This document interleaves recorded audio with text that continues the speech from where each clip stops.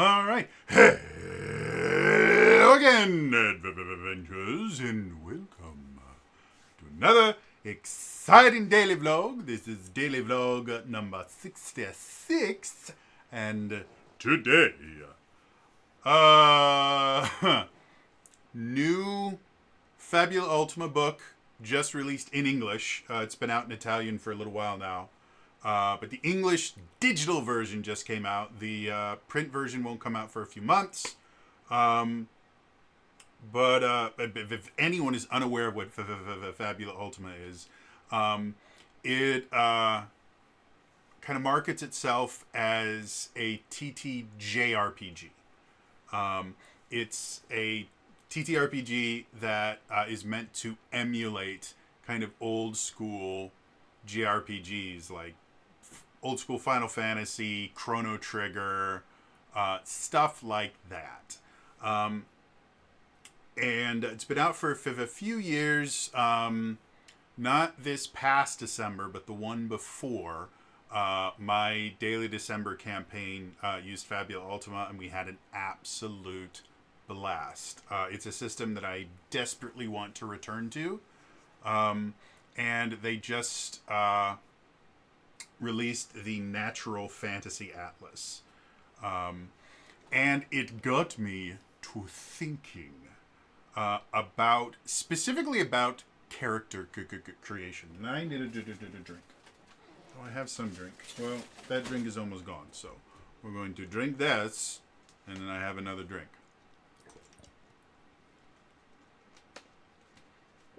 By the way, I had a random person comment on one of my daily vlogs that was super short because I was about to pass out, telling me I needed to stop drinking.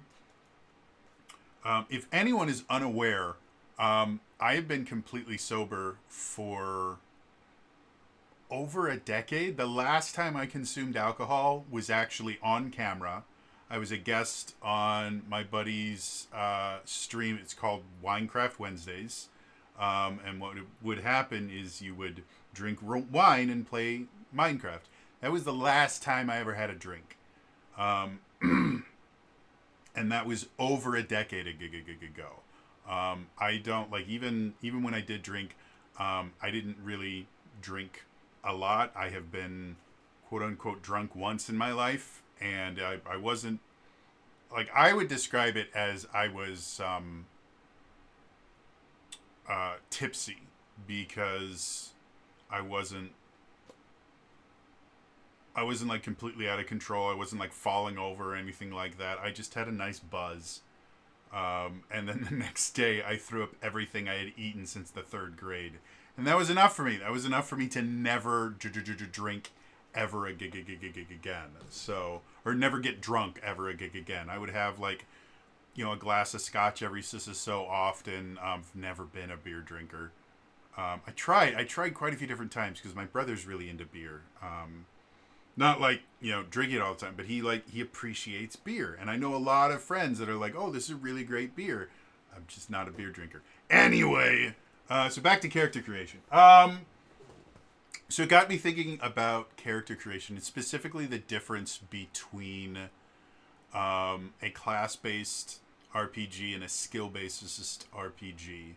And if anyone is unaware, when I use those terms, for TTRPGs in general, there's effectively two different types of RPGs you can have as far as character creation is concerned. There are many different variations between them, but the basics are a class-based RPG where you pick a class and the majority of the things that kind of define your character come from that class, and the class itself is a collection of different abilities and features that are all kind of hooked to this class.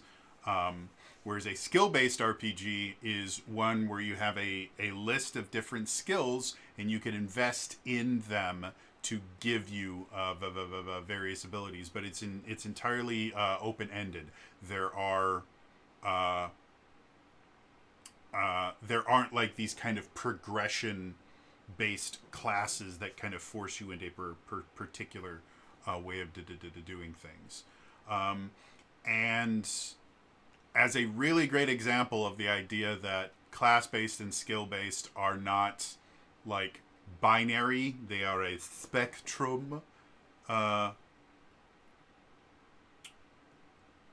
Fabula Ultima is technically a class-based RPG, and the idea that there's a bunch of different classes in there, and each class has a set number of skills and abilities that are exclusive to that class. But the way that you build a character in Fabula Ultima is you choose 2 or 3 classes and then pick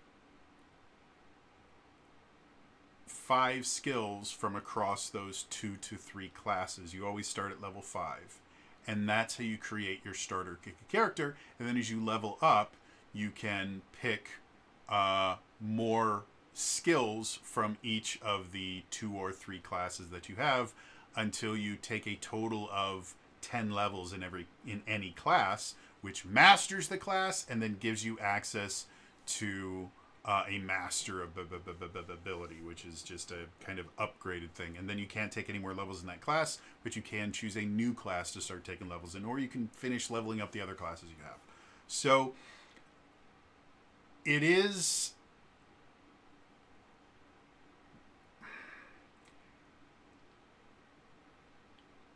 by definition, it is technically a class-based RPG in the idea that there are classes. However, when you actually look at the structure of how everything is set up, Fabula Ultima, as far as character building is concerned, plays much more like a skill-based class where you have skills that are grouped into skill groups, which is not an exclusive thing to Fabula Ultima. There's quite a few different RPGs that I can't think of a single one right now off the top of my head, where they will, like, I know, like, I can see the rule book of one of them in my head right now, and I just, for the life of me, can't remember which one it is. But what they'll do is they will take, the Marvel Multiverse, I think, has something like that, where you have kind of skill groups. It's not technically class-based, but you have these skill groups, and that will limit the type of skills that you can choose. But Fabula Ultima is basically that, where it's a skill-based RPG, but they have these skill groups. And by taking something from a skill group, it will prevent you from taking things from other groups until certain conditions are met. So it really is an interesting idea of a TTRPG character design. And because of that, like, Fabula Ultima's got to be one of the most rewarding character creation systems I have ever used. I did do... there was a series I used to do called Discovering New Dragons and Designing New Dragons. And basically what it was I would introduce a tabletop RPG that wasn't D&D, and then I would do 3 episodes where I would just build characters in that TTRPG, and it was unbelievably fun. And the episodes are still up. I haven't quote-unquote retired the series. I'd love to go back to it, but Essential Essence 20 kind of took its place, which I'm getting back to, I promise. But yeah, making characters in Fabula Ultima is just so much fun. And I think a lot of it has to do with just how many unique characters you can create with that particular character creation system. I've mentioned this quite a few different times before. Because I kind of cut my teeth in tabletop RPGs by doing in-store gaming and then conventions, one of the things that does to you, especially when you start doing conventions, if you're running games at conventions, you will see every kind of traditional character a billion times. Like the Ranger with the Panther Companion. Oh my word, that is such an original character. or the wizard that cast fireball all the time, or the paladin who smites evil and is super, super good. Like, the kind of traditional version of every single character you will see a million times. And so because of that, when I sit down to create a character for myself, I want to create something weird. I don't want to play a traditional character because I have seen so many iterations of the same damn thing over and over and over and over again that I just can't. I can't have fun just playing this really, really generic regular person. And so the way that I kind of test a TTRPG is, well, how weird can I get it? Like, one of my favorite characters I've ever gotten a chance to play was a Battle Master fighter that attacked by throwing cards. Yes, I created Gambit. And he spoke he spoke with a Liverpudlian accent just because I had just watched, I can't remember what it's called now. Across the Universe. It was a great movie with even better music because the Beatles are amazing. And the main character speaks with kind of a Mancunian, Liverpudlian kind of accent. And I like that accent. It's a great accent. So anyway, it's not what you think of when you think of a Battlemaster fighter. First of all, most people, when they think of the Battlemaster fighter, they think of a melee character. And a lot of people don't realize just how extremely powerful and useful a ranged Battlemaster is, because a lot of the abilities that you have are things like you can knock a target prone with a longbow from 100 feet away. Like, being able to do that is nonsense useful. And if you've played Baldur's Gate 3 at all, that is one of the things that there's a couple areas. There's one area specifically where there's a lot of Githyanki. And I remember there's this one fight in there where when the fight starts, there's a really tough Githyanki right in the middle of this kind of arena that you're in. That, you know, the center is lower, and then there's 4 kind of ramps that go off in cardinal directions, and then in between the ramps are just like these little platforms. And on each one of those platforms is a dude with a crossbow that has the Battlemaster feat. I don't know if they're actual Battlemasters or they just had some, but they gave these guys the ability to use Battlemaster maneuvers, and every single one of them would shoot at you and knock you prone, and there was nothing, if you were a melee character, there was nothing you could do to them, because they were high up, and the only way to get to them was to go all the way around and then come up behind them. And if you did try doing that, the 3 other ones would shoot you down and knock you prone over and over and over again, so you just never had enough movement to get to them. So ranged Battlemaster fighters are really, really good, but a throwing-based Battlemaster is not a good combination. Throwing weapons in general tend to have very, very low range. They don't interact with a lot of different feats and things like that very well. Like the cards that I throwed were reskinned to darts. Well, because darts are ranged weapons, you can't dual wield them and use 2-weapon fighting to get an additional attack.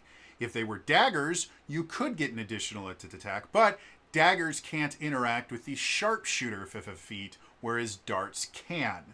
And so it was not an optimized character, but it was fun as hell to play. And so those are the kind of characters that I like. And in Fabula Ultima, just because of how the game is set up, you can make any kind of character you want. The game itself is so devoted to the idea of being made to be manipulated and being made like the system itself is designed to be used to create your own game. It's not like for Dungeons and Dragons, there's a default setting. Even if you choose to ignore the idea of Forgotten Realms, for most of 5th edition, Forgotten Realms has been the default setting. Even if you want to ignore that, like the 2024 version of the PHB does everything it can to take out the idea of a default setting, there's still a default setting for Dungeons and Dragons. Even if you're not in the Forgotten Realms, the idea of the Feywild and the Shadowfell, the elemental planes and things like that, like those are intrinsic to Dungeons and Dragons being able to work. Like there are spells that require the existence of the elemental planes and other planes of existence. If you don't have them, then quite a few spells are completely useless. Things like the Banish spell is completely useless if there's no such thing as other planes of existence, because then you can't banish something to another plane. Fabula Ultima actively discourages the idea of there is a standard Fabula Ultima setting, to the point where part of character creation is creating the world that you play in. And along those lines, it means that every single one of the classes that they put into the game will come with a little description that describes the idea behind the class. But unlike something like the cleric or the paladin is a really good example, because it's a very, very lore-based class. If you look at the paladin, even in the 2024 version of the dungeon or the PHB, which is extremely streamlined, and they took out almost all lore possible from it, they still will give you a description of the paladin is this, warrior that devotes themselves to a deity or a set of ideals and things like that. Whereas you look at something like the Dark Knight or Dark Blade, is that what it's called? I have to look this up. It's called Fabula Ultima, and it's a thing that I like. Go to the game rules and look at the characters. I'm just making up shit now because I have problems. Character creation. There we go.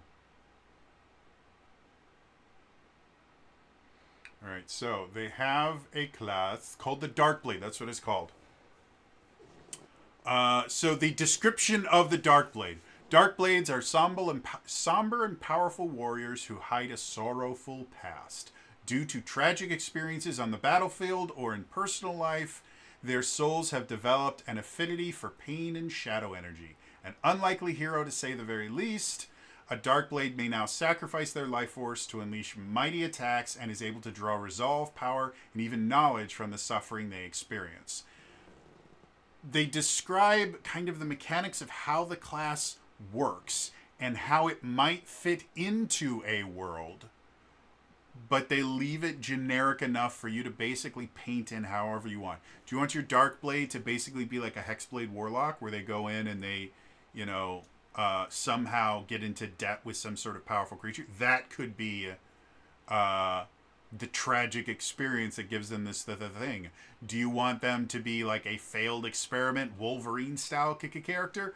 That might be it as well. Like it's designed to be a very, very kind of generic thing. And as far as character creation is concerned, it turns into very, very cool, interesting characters. Like one of the things that they do in every single Fabula Ultima book, both the core book and then all three of the supplements that they've put out, which is the High Fantasy Atlas, the Techno Fantasy Atlas, and the newest one is the Natural Fantasy Atlas. They will have a section that they call classic characters, where if you want something more akin to a character class as opposed to pick a bunch of skills and make something, like if you wanted to play a ninja, then they give you this stat spread. You should have a D10 in dexterity, a D8 in insight, and then a D6 in might, and a D8 in willpower. And then you should take 3 levels of rogue, which gives you, and specifically take cheap shot and get the 2nd level of dodge. Take 1 level in spiritist and take the spiritual magic topor. And then 1 level in weapon master to take the counterattack skill. And that gives you stuff that allow you to be very ninja-like. Torpor is like a slowing spell. Dodge is exactly what it sounds like. Cheat shot is basically kind of a sneak attack type thing. And counterattack is, again, exactly what it sounds like. Or if you wanted to play a Black Knight, you take 2 levels of Dark Blade, 1 level of Entropist, and 2 levels of Weapon Master, and it tells you what skills you're supposed to do there. So it does have, it's like, well, I would like to be more of a, I enjoy class-based things, so I want you to give me a class. You can start off with a class, but then as you level up, you kind of have to get into the idea of it. Anyway, so all this stuff about Fabula Ultima, it got me thinking about character creation in general 21 minutes later. And the idea of why it is I tend to prefer, like me personally, I like class-based RPGs more than I like skill-based RPGs.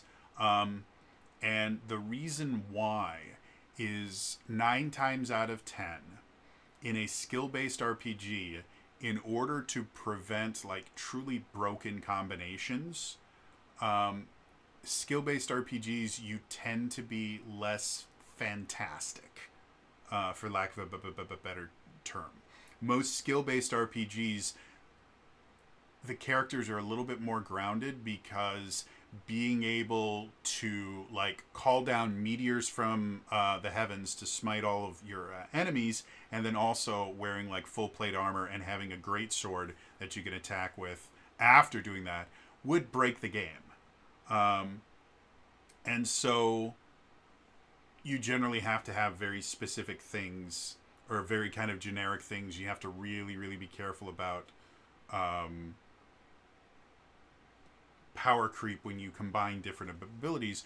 Whereas class-based, because classes kind of collect things into a smaller group, even when you have things like multi-classing, you can still find ways to give really interesting, powerful abilities simply by requiring enough investment in a certain class to prevent you from combining that with another thing that would break it. A really good example that I like to bring up, Paladins at level 11, and I think there's a few different classes that get this. Once you hit level 11 for martial classes, there's a few of them that will give you just additional damage every time you hit an enemy.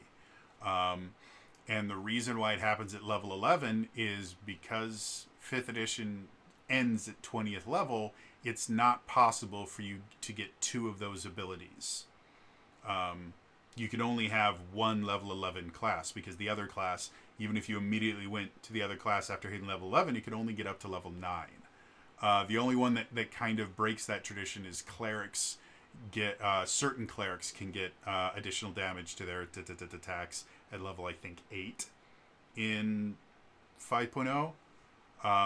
And so a paladin cleric that is level 19 can actually get it. So each time they attack with their weapon, they do the weapon damage, and then an additional die from their paladin, and then another additional die from their cleric. But it takes 19 levels. So yeah, with Fabula Ultima specifically, because they do that kind of hybrid class-based and skill-based, by grouping things together and limiting how many active classes or unmastered classes you can have at any given time, they do find ways to keep you from making too many like really, really busted combinations. But class design specifically in Fabula Ultima is based around the idea of none of the abilities are meant to be things on their own. You can't be just a weapon master. It's not possible to be a single class in Fabula Ultima. And so one of the recommendations that they have in the core book for game mastering, in the game mastering section, where they're talking about if you want to make your own classes, you want to make your own skills and abilities and things like that, you need to understand any skill that you make should be designed to interact with something else. It's not that you have to worry about them interacting like most skill-based and most class-based RPGs. The most difficult thing about designing class abilities is going, okay, well, what happens if they combine this class ability with this ability from another class? You know, the idea that you can combine different classes is seen as a difficulty. And in Fabula Ultima, it's seen as, no, that's the intention. We intend for you to mix and match. And every single ability should be able to synergize with something outside of the class by intent. So, yeah, I wish more TTRPGs took the Fabula Ultima route of, if you're going to allow multi-classing, or if you're a skill-based RPG and you allow people to kind of mix and match things, if part of the design was, oh, I'm going to design this ability so that it synergizes with this one and with this one and with this one, to kind of incentivize people to combine different things. I just think that's significantly more fun. And like I said, from my experience, which is, you know,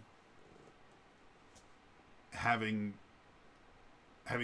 seen a lot of different characters, played a few of them myself, like, this is the only way that I can play now. If I create, like, the last D&D character that I played was a ranger, but it was a ranger that took the druid cantrip fighting style, or druidic warrior fighting style, where they got 2 druid cantrips, specifically because the ranger is just not a great spellcaster. They're not designed to do that. And generally, if you take that fighting style, the best way to do that is to take some cantrips that can be used, like something like Thorn Whip, where you can use it to bring someone closer to you, you know, that have benefits outside of doing damage, but you shouldn't be using your cantrips to be your main attacks or anything like that. That's just not a good way to play a ranger, unless you're me.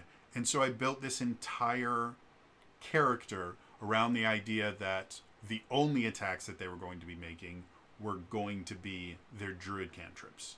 And I only had to ask for one concession, because I made them the Planestalker. I can't remember what they're called. But one of the, I think it was in Tasha's, one of the newer subclasses for Ranger that allows it to, you know, sense where element or planar portals are and things like that. Well, because of that, their bonus action, they can just mark a target and do an additional die of damage to it.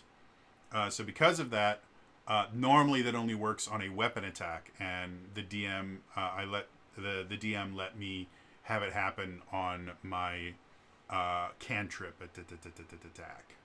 And that was the only thing I did. I didn't use Hunter's Mark because my bonus action was always taken with that, and because I was casting cantrips instead of making weapon attacks, I could never use 2-weapon fighting. So yeah, I made a weird ranger, but it was fun. The like 2 or 3 times I got to play it.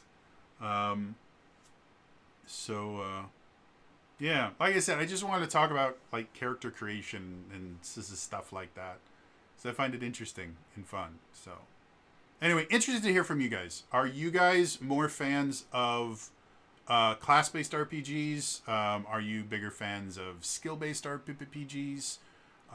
Do you like that kind of middle ground where you like to kind of mix and match different classes, whether through multi-classing or a feat-like system where you can take like specific aspects of a different class and add it to yours? Let me know in the comments down below. Otherwise, again, it's all for me today. I will see you guys next time. All right? Bye-bye.